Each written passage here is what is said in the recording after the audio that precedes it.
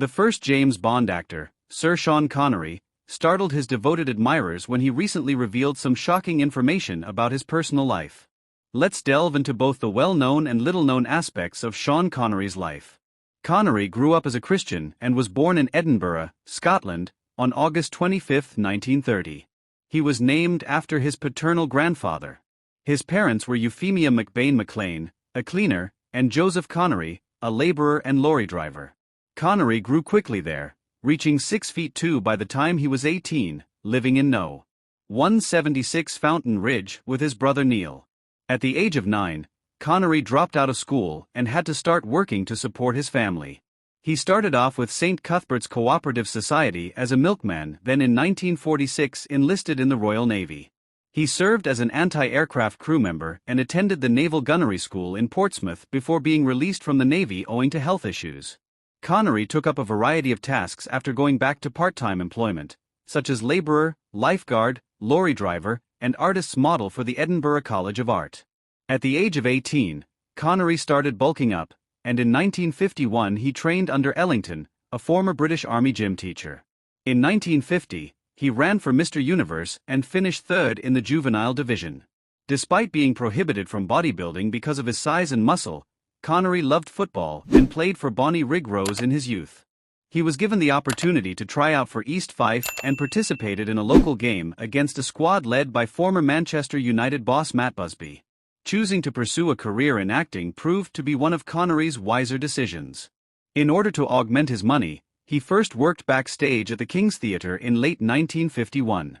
In 1953, Connery won a bodybuilding competition in London and was cast as one of the chorus boys for the CB. He was understudying 2 of the juvenile leads and handed the role of Marine CPL Hamilton Steeves when the performance arrived in Edinburgh. He received an increase in pay of 10 shillings per week, from £12 to £14.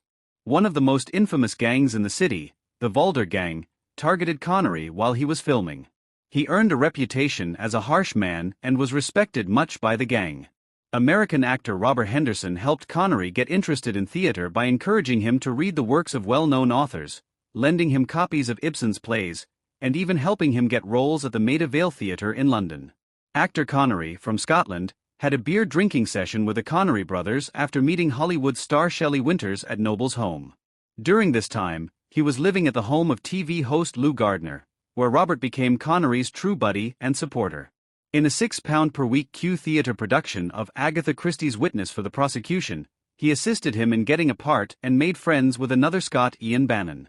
Before being helmed by Canadian filmmaker Alvin Rakoff, Connery secured a brief role in the TV series The Square Ring as a boxer while he was employed at the Oxford Theatre. In addition to playing a small part as a hoodlum in the BBC television police series Dixon of Dock Green, Alvin granted him additional roles in Epitaph and The Condemned. This gave him the opportunity to appear in modest TV roles in Jack Benny Program and Sailor of Fortune. Connery achieved success when he was cast as James Bond, the British secret agent. Character creator Ian Fleming was skeptical of Connery's casting but was won over by his girlfriend Blanche Blackwell, who informed him that Connery possessed the necessary sexual magnetism. Connery's ancestry was woven into the character by Fleming, who also revealed that Bond's father was Scottish and originally from Glencoe in the Scottish Highlands in his 1964 novel You Only Live Twice. Connery played James Bond in the first 5 Ian Productions Bond films, Dr. No, From Russia with Love, Goldfinger, Thunderball, and You Only Live Twice, from 1962 to 1967. Connery left the part and came back for Diamonds Are Forever, the 6th movie, in 1971. In the 1983 Thunderball remake directed by Jack Schwartzman and starring Talia, he made his farewell appearance as James Bond in Never Say Never Again. Connery was ranked as the 3rd best hero in movie history by the American Film Institute, and all 7 of his films were financially successful. Connery starred in several movies during the production of the Bond films, including Sidney Lumet's The Hill and Alfred Hitchcock's 1964 Marnie, which are regarded by cinema critic Peter Bradshaw as Connery's 2 best non-Bond films from the 1960s. Connery's golfing friendship with Scottish billionaire Ian Maxwell Stewart in the mid-1960s led to an opportunity for him to make and present the documentary The Bowler and the Bunnet in 1967. Connery had a number of box office and critical disappointments in his later films, but his performance in Finding Forrester won him a Crystal Globe for outstanding artistic contribution to world cinema. He also earned favorable reviews for the picture. Connery came in 8th place on Channel 4's list of the 100 greatest movie stars, according to a 2003 UK survey. Connery was especially displeased with The League of Extraordinary Gentlemen's failure because he believed that Stephen Norrington, the film's director, ought to be imprisoned for mental illness. He put a lot of work into attempting to save the movie during the editing process, and in the end he made the decision to give up acting rather than endure that kind of pressure ever again. Connery declined the part of Gandalf in the Lord of the Rings movies, claiming he couldn't follow the dialogue. According to reports, he was promised $30 million in addition to 15% of the global box office earnings, which would have brought his total earnings to $450 million. He contributed his likeness and recorded voiceovers for the computer game From Russia with Love in 2005 in the Bahamas, working with recording producer Terry Manning. Following his 2006 acceptance of the Lifetime Achievement Award from the American Film Institute, Connery announced his acting retirement.